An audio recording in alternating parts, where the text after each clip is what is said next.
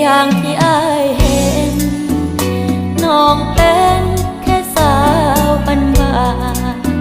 ๆถือใจซื่อทุกด้านอยู่กับงานฮักบอกเคยเห็นอายอย่าให้ความหวังถ้ายังฮักจริงบ่เป็นถึงบ่สวยบ่เด่น